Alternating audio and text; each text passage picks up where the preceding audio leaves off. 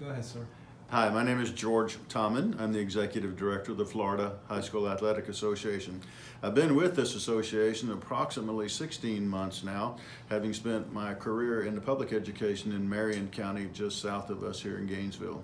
I've been a teacher and coach at the high school level, a high school assistant principal, an elementary principal, a high school principal at Forest High School, where I actually went to high school also.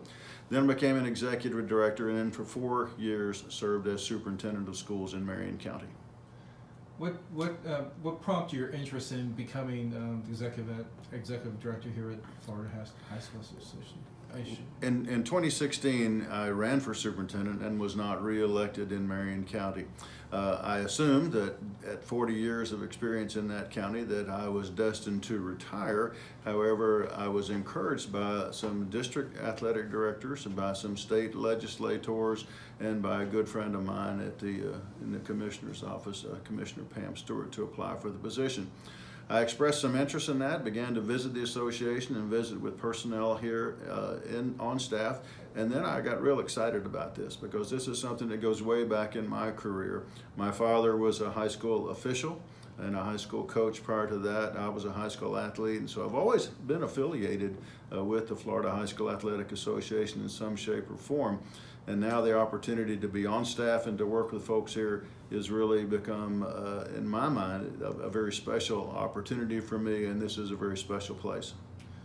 Has anything surprised you since you've taken over? I mean, anything that you didn't really realize about the association or anything? I think that having lived in Marion County all my life, or spent most of my life there, I understand or understood at that time how big Florida was, but I think that's one of the biggest challenges that we have here in the state. And we do everything we can possibly to cover our schools, our member schools, all the way from Florida to the from Escambia County in Pensacola, all the way to the Keys in Monroe County, and everything in between. Our state is very diverse in its membership, from small rural schools to large urban and metropolitan schools, and I've found our staff to be very welcoming and to very thorough in being able to serve all of our membership, even in all those diverse situations. What's the biggest challenges you see for the organization when you're taking over here?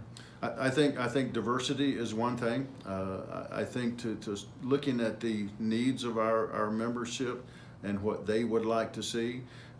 Working with the Florida legislature is often challenging. However, I know that our legislators have the best interests of our student athletes in mind. Coming up with a fair and level playing field for all of our state series championships that we manage.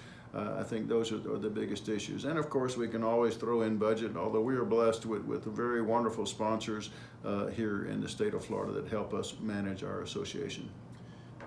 You think some of the changes the FHSAA has made, especially with recently the football with the point system and all that, how do you think that's gone over throughout the state?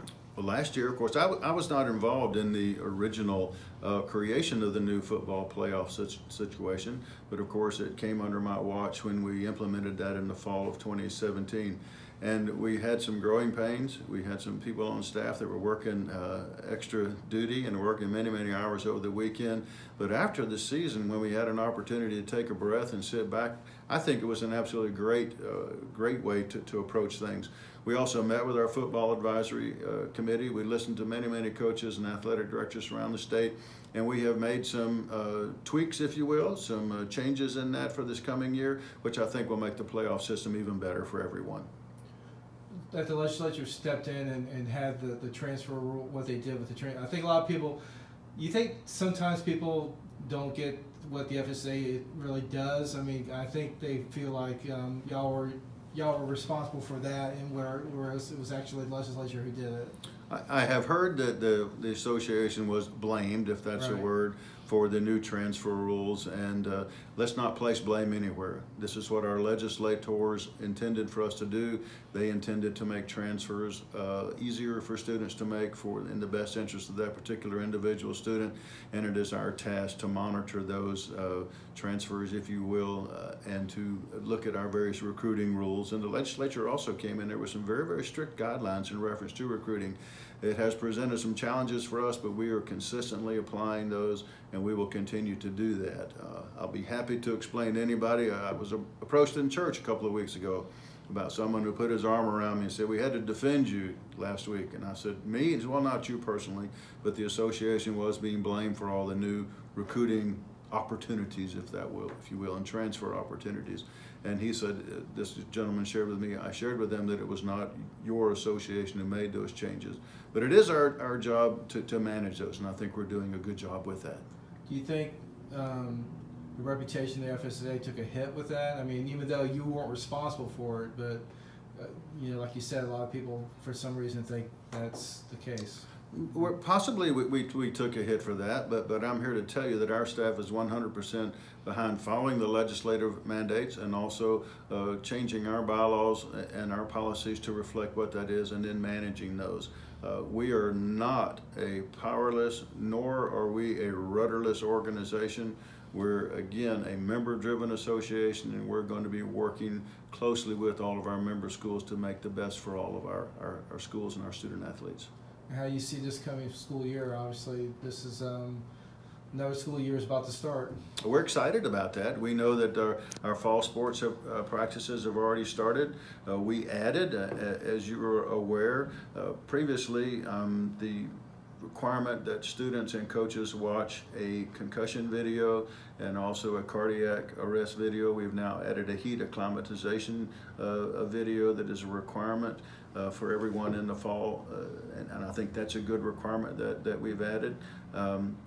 The football playoff system, I think, is going to be even better, and you haven't asked me questions about this, but they're coming, or you've already asked others about it, about the proposals that we're making for a new classification book, and we're excited about that. We're listening to our member schools, and we will do what is best for all of our student athletes this coming year. Yeah, I was going to ask about that. That's obviously another. A lot of coaches have problems with changes. It's just like with football. Is that how you see it? It's just something that needs to be changed to make things more competitive with other teams. I mean, is that how it kind of why you want to make these changes? Well, it's not what I want to do. Our staff has looked at this, and our staff has listened to representatives and our representatives all across the state for many, many years. And what we have been doing is dividing our schools up into various classifications based solely on the total enrollment of the school. And we believe that a better and a more fair playing system is a combination of possibly of enrollment, power rankings, if you will. And as you know, our staff has been all around the state making presentations and listening to our members in reference to this new proposal. We haven't even finalized everything yet. This is a listening period for us and a talking period for us, and it's important that we do that with our members.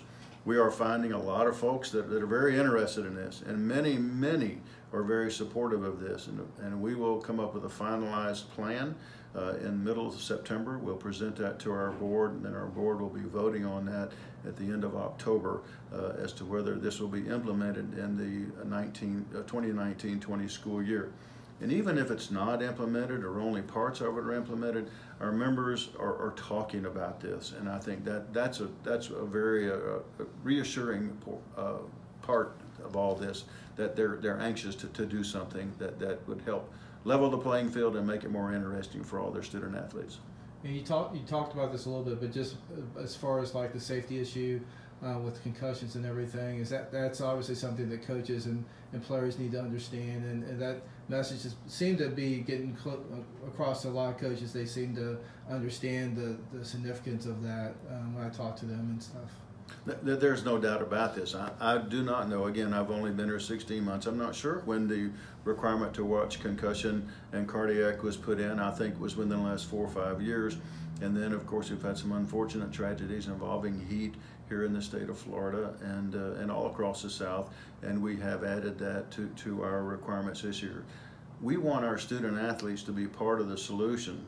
And if they can recognize a fellow student who might not be feeling well, looking well, or need some assistance, that they can speak up and make that student athlete feel like they can report it to an authority figure before something tragically happens.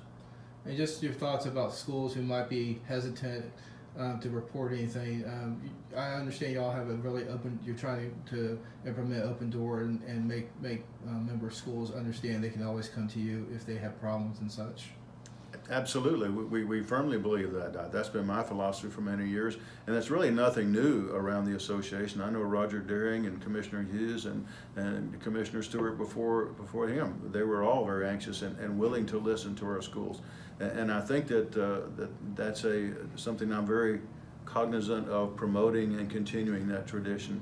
And we welcome calls, we welcome emails, we welcome text messages, and our staff will get back with those individuals if they have a question or concern.